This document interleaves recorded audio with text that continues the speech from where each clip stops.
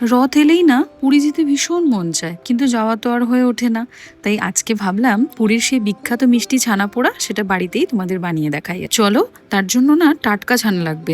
2 litre মতন দুধ নিয়েছি, সেটাকে ভালো করে ফুটিয়ে 2টো লেবুর রস দিয়ে ছানাটা কাটিয়ে নিয়েছি। ভালো করে ধুয়ে নিয়েছি যাতে লেবুর টক ভাবটা না থাকে। ছানাটা পুরো শুকোতে দেবো না, একটু জল জল থাকবে, সেই সময় ভালো করে মেখে নেব। এবার দেবো 1 চামচ মতন এলাচ গুঁড়ো, আর দেবো 2 চামচ বড় চামচের সুজি, আর 1 কাপ মতন চিনি দেবো। মিষ্টিটা না তোমরা তোমাদের স্বাদ অনুযায়ী দিও। আর অল্প ছানার জল রেখে দিয়েছিলাম, আর অল্প ঘি দিয়ে ভালো করে মাখিয়ে নিয়েছি। এবার একটা কেক মোল্ড ছিল আমার কাছে, নিয়েছি, তাতে অল্প ঘি ব্রাশ করে শালপাতা দিয়ে মাখানো ছানাটা দিয়ে ভালো করে চেপে চেপে সেট করে নেব। ওপর থেকে একটু শালপাতা দিয়ে চাপা দিয়ে একটা খালি কড়াই প্রিহিট করে নিয়েছিলাম 10 মিনিট, তাতে দিয়ে ঢাকা চাপা দিয়ে প্রায় 1.5 ঘন্টা মতন করেছি। এখানে না আমার একটা ছোট্ট ভুল হয়েছে জানো, সাইডের দিক থেকে এত ব্রাউন কালার দেখে আমি ভেবেছি মিষ্টিটা অনেকটা হয়ে গেছে, তাই নামিয়ে ফেলেছি। দেখো ভালো করে পড়িনি। তোমরা কিন্তু আরো কিছুক্ষণ এটাকে বেক করে নিও।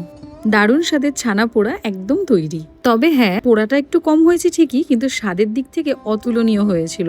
খুব সুন্দর খেতে হয়েছিল। তোমরাও কিন্তু পারলে এই রেসিপিটা ফলো করে একবার বানিও বাড়িতে, আর আমাকে জানিও কেমন লাগলো তোমাদের এই ছানা পোড়ার রেসিপি।